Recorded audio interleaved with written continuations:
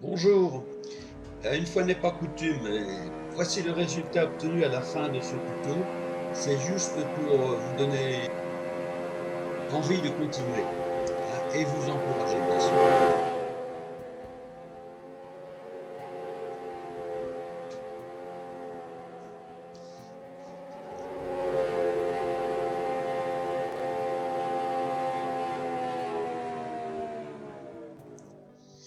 Et bien voilà la petite démonstration. Donc maintenant nous allons voir le tutoriel. Alors mise en place de Blender, comme nous l'avons vu précédemment, ou bien vous prenez votre ancien montage, ou bien vous prenez celui-ci en téléchargement, ce que je conseille, afin que nous partions tous ensemble sur les mêmes bases. Il faut venir en mode rendu, parce que dès qu'on fait un téléchargement, on est en mode objet, donc il faut venir en mode rendu, comme ceci, et nous allons supprimer l'arrière-plan, puisque nous allons passer dans un environnement sphérique de 360 degrés. On clique sur arrière-plan, droit, supprimer. Dans l'outliner, ici renommer la lumière en C-Light. Si ce n'est fait, clique sur Light, vous venez dans les propriétés de la lumière et nous allons choisir Soleil, Force 13 et ensuite on n'oublie pas de mettre l'ombre. Ouvrir les propriétés du monde. Puis couleur. Dans texture, choisir texture d'environnement et ouvrir. Ingenuity All Texture et vous prenez la Skybox HDR. Alors on clique ceci, ouvrir. Le chargement s'est effectué, ça peut prendre quelques secondes. Avec la roulette enfoncée, on va quand même jeter un coup d'œil à l'environnement. Ici, on voit qu'on est dans un environnement sphérique. Tout autour 360 degrés, en haut le soleil, le gravier, le sol. Nous allons appuyer sur la touche 0 pour revenir en mode caméra et on va zoomer un petit peu peut-être. Voilà, comme ceci. Ensuite, on rend le haut-parleur visible. Voici. Puis, avec la touche CTRL enfoncée, on clique sur haut-parleur dans l'outliner, clique sur Core en vérifiant que Core est bien en jaune clair. Ensuite, on va les parenter. À nouveau, CTRL plus P, objet, conserver transformation. Les deux objets sont parentés. Nous allons ajouter une contrainte à la caméra pour qu'elle suive en permanence notre drone dans ses mouvements. Alors, nous allons activer la caméra, puis venir sur contrainte. Donc ici, c'est bien marqué, la contrainte concernera la caméra. On va ajouter une contrainte objet dans Tracking, suivi de. Alors ici, deux solutions. Ou bien vous prenez la petite pipette ici, vous cliquez dessus et vous choisissez là, le corps et vous cliquez. Ou bien vous cliquez sur cible, la cible sera le corps. Notre caméra s'est mise en rotation pour avoir en permanence notre drone au centre de l'écran. Par contre, il est un petit peu loin. On va changer les paramètres de la caméra pour obtenir une visualisation plus près. Pour changer les paramètres, la caméra étant activée, la touche N, élément caméra, dans le menu transformer. On va changer X, la valeur de X, 3 Enter, Y, on clique dessus, ici, -2 Enter, et Z, 1.5 Enter. Touche CTRL enfoncé, rotor sup, rotor inférieur et le corps. On vérifie bien que le corps est en jaune clair. Et nous allons effacer les anciennes keyframes qui sont ici. C'était les keyframes du tuto précédent. on appuie sur la touche Sub et nous allons rentrer maintenant de nouvelles keyframes. C'est un peu spécial cette manière de rentrer, mais c'est celle qui marche le mieux et qui est la plus rapide. Ici vous avez un tableau avec position des keyframes. Ici pour rentrer les valeurs de X, les valeurs de Y et les valeurs de Z. Et ensuite, il ne faudra pas oublier, une fois qu'on aura rentré ces trois valeurs à chaque fois, d'insérer la keyframe par I et position. Notez que en 300 et en 650, il suffit de mettre une keyframe puisque les valeurs sont 0. Aux alentours de 300, avec ma flèche de clavier, je viens sur 300 pile et nous avons bien ici 300, 0, 0. Donc je fais touche I et je viens sur position et nous avons rentré notre keyframe en 300. On va en profiter puisque c'est les mêmes valeurs de venir en 650. Alors je reviens sur 650. On est bien toujours 0 et on va faire touche I, position et on a une keyframe de valeur 00 en 650. Maintenant, la prochaine keyframe est à 350. Donc, on va passer en vue de dessus. Ça sera plus facile pour rentrer les valeurs. Alors, pour rentrer en vue de dessus, touche 7. Amenez avec mage enfoncé et le clic de la roulette souris un petit peu au centre. Et vous vous arrangez pour avoir, avec la roulette, un zoom pour avoir un carré environ d'1 centimètre ici pour que ça soit plus facile à appliquer les valeurs. Alors maintenant nous venons sur 350. Alors on peut venir comme ceci, 350 pour la keyframe. Valeur de la keyframe 2,7. Si on prend le petit tableau ici à droite, pour augmenter les valeurs de X, il faut venir vers la droite. Alors on va faire GX 2,7. On vient vers la droite, approximativement. Voilà, 2,71, c'est très bien. Après, GY, ici GY, on va donc vers une valeur, on est à 0, on va aller à moins 1,5, on va aller vers une valeur plus faible, on va venir vers le bas. GY, moins 1,5, ça fait un carreau et demi, si on veut appliquer à peu près, voilà. Vous voyez, ça fait un moins 54, ben ça suffit, c'est bien, comme ça. Et ensuite, alors on ne voit pas pour GZ puisque c'est perpendiculaire à l'écran, ça va dans des valeurs qui sont assez faibles donc il n'y a pas de problème. Faire GZ et on voit dans le tableau comme tout à l'heure que pour augmenter Z, il faut aller vers le bas, donc on descend vers le bas, et c'est assez rapide. Alors au passage, si vous pouvez voir, vous voyez, votre caméra elle bouge parce qu'elle reste toujours centrée sur l'objet. N'oubliez pas d'appuyer sur I pour mettre votre keyframe de position à 350. Maintenant, nous venons sur 400. Alors pareil, on va faire GX. Il va falloir augmenter, donc le X, il faudra venir vers la droite. GX vers la droite, ce qui nous emmène à 18. GY, on va de moins 1,5 à moins 17. Il va falloir aller vers le bas, puisqu'on a une valeur plus faible. GY vers le bas, moins 17. Ça sort de l'écran, bien sûr, mais on va continuer. Voilà. GZ 12, c'est plus élevé, il va falloir aller vers le bas. 12.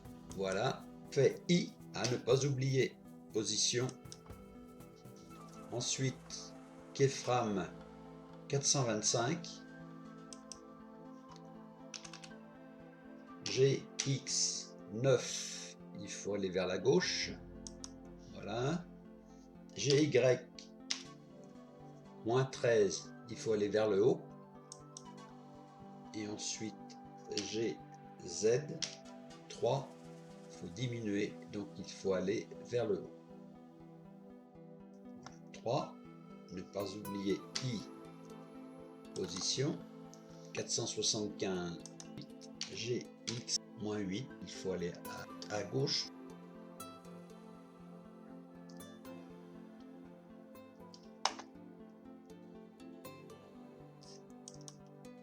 GY3, il faut augmenter, donc on va aller vers le haut. et GZ3. Z3, alors que c'était un 5.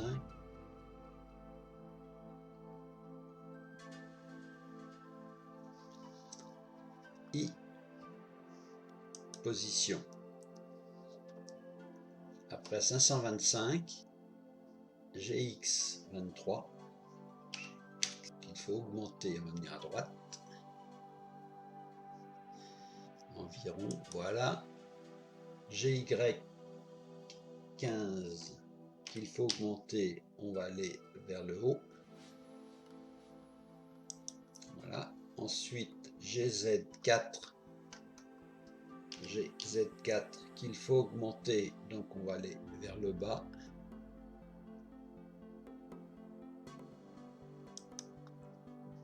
I, position, entrée. Ensuite 575 GX, il faut amener à 0, donc on va aller vers la gauche. Voilà, vous voyez, le drone apparaît ici, ça dépend de l'échelle bien sûr, vous ne l'aurez peut-être pas. Donc il est approximativement sur l'axe des Y, puisque X est égal à 0. Et ensuite GY, il doit être égal à 0, donc on descend vers le bas. De toute façon, ça va revenir au centre à l'origine. Et GZ 1.6. GZ plus faible, donc on va aller vers le haut pour le mettre à 1,6 du sol, à peu près. Voilà. Et ne pas oublier I, position. Et bien voilà, donc maintenant nos keyframes sont rentrés, vue de rendu, donc j'appuie sur la touche 0 du pavé numérique et je reviens à l'origine et on va se faire une petite lecture. Par la touche N, on enlève le menu. Alors il peut y avoir un petit décalage des fois à la lecture entre le son et l'enregistrement, mais vous inquiétez pas, en principe ça vient tout à fait normal ensuite. Ça vient tout à fait normal au rendu. Voilà, ça suffit. On va revenir à l'origine. Alors je vous dis oui, si des fois il y a un décalage du son avec l'image, ceci disparaît en enregistrement du rendu. Éventuellement faire un contrôle. Alors si ça ne va pas, vous revenez en mode objet comme ceci, voir si ça fonctionne. Bien sûr, vous n'avez pas l'environnement, mais ça vous laisse, disons, la possibilité de contrôler que tout fonctionne à peu près normalement.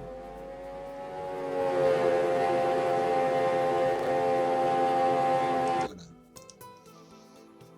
Nous arrivons à la deuxième étape. Nous avons fait le plus gros du travail et maintenant nous allons améliorer notre montage. Alors cette étape est facultative. Si vous êtes fatigué, je vous propose d'enregistrer votre montage sous tuto BL5 Skybox Blend. Comme ça, vous pouvez fermer votre travail maintenant et le reprendre plus tard. Continuons. Nous allons diminuer l'effet stroboscopique des pales, des rotors contre-rotatifs. En effet, dans la réalité, quand on voit une hélice qui tourne, elle passe en transparence par la vitesse. Clic gauche sur le rotor supérieur pour l'activer. Ensuite, on va amener la souris sur la jointure de la fenêtre 3D et de l'outliner, par exemple. Elle se transforme et clic droit, division verticale. Et on va tirer ça comme ceci. Et nous avons ouvert une autre fenêtre identique à la précédente. Changement de fenêtre sur éditeur de shader. Avec notre souris dans la nouvelle fenêtre ici, on va appuyer sur la touche N pour supprimer le menu et avoir plus de visibilité. Et on va zoomer avec la molette. Et on peut déplacer en appuyant sur marge et la roulette de la molette comme ceci. Alors nous allons supprimer ce shader.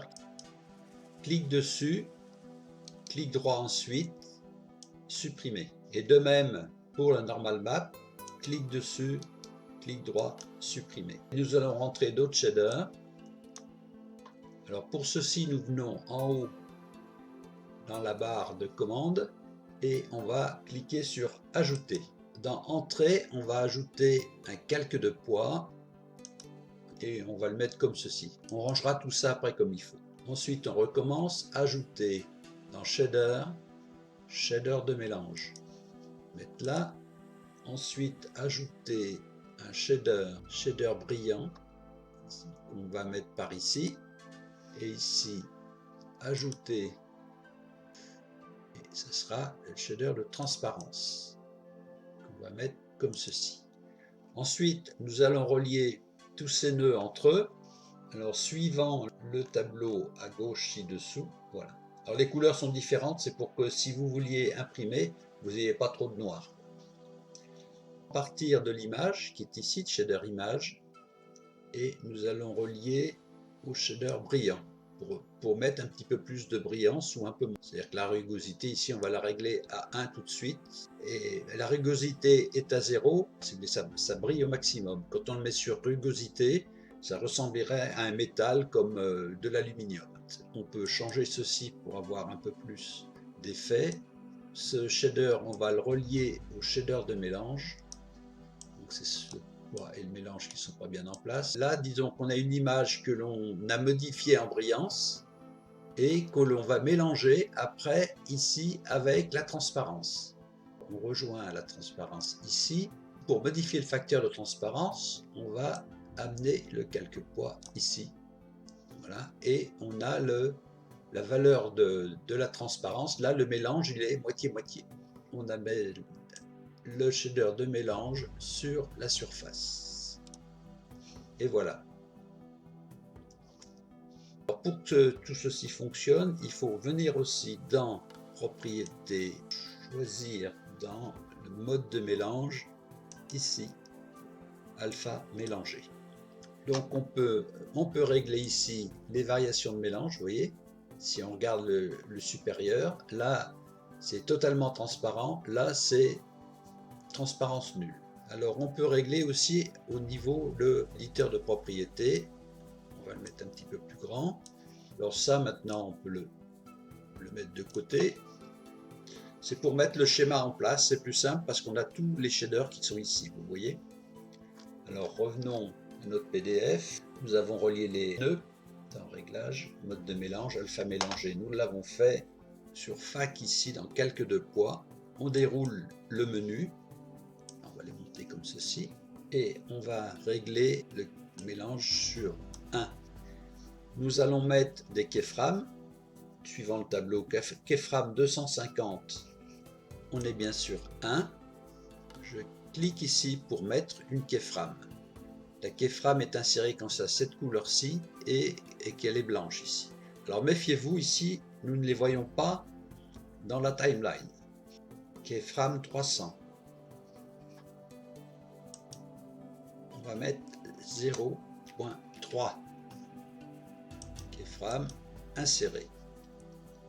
Ici on vient en 650. Keyframe 0.3. Il suffit donc d'appuyer ici.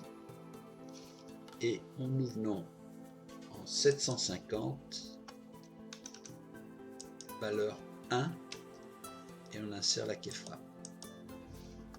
Donc maintenant, si nous venons au début, vous voyez qu'ici on a une transparence nulle, puisque elle est complète, transparence nulle, et plus on avance, dès qu'on est à 300, nous avons la transparence. Vous voyez, elle est beaucoup plus transparente que celle-ci. Alors si vous voulez aller plus loin, vous pouvez modifier, au lieu de mettre 0.3, vous pouvez mettre 0.2, 0.1, si ça ne vous convient pas. Donc on a fait le rotor supérieur, maintenant il va falloir faire le rotor inférieur. Il y a deux solutions, hein. Ou bien vous recommencez la même opération, ou bien on le fait par copier-coller, ce qui est plus rapide. Je vais vous faire le copier-coller, comme ça vous connaîtrez les deux solutions. On active donc le rotor inférieur. On va supprimer tous les nœuds avec la souris. On va tout activer et ensuite on fait par clic droit supprimer. On va revenir au rotor supérieur, on va faire la même chose mais en copiant. On va copier tous les nœuds ici, clic droit, copier.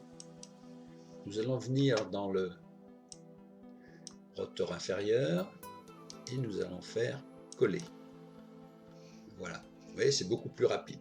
Par contre, tout ne sera pas en place, ni les keyframes, ni l'alpha mélangé. Alors il va falloir que l'on revienne ici, vous voyez, en alpha mélangé.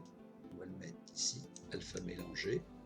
Et nous allons repartir à 250. On a dit qu'on était 1. Keyframe posé, c'est bon.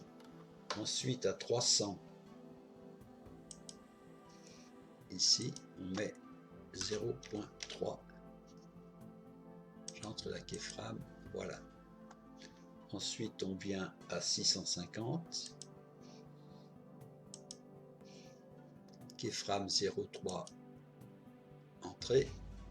Et on vient à 750, valeur 1.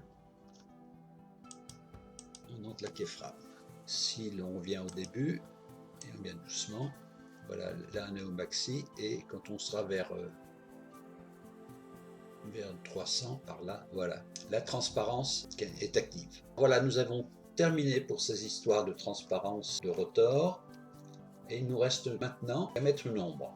Pour faire disparaître le tableau dont on n'a plus besoin, on vient sur la jointure ici, clic droit, Join Area, on vient à droite, comme ceci. Nous allons voir la création de l'ombre. Pour cela, il faut que l'on crée un plan.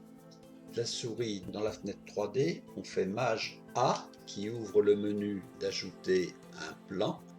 Nous allons avec la touche N ouvrir le menu de transformation que vous connaissez et nous allons modifier les éléments. Alors en X, -1, 5, en Y, 1.8, Z, 0.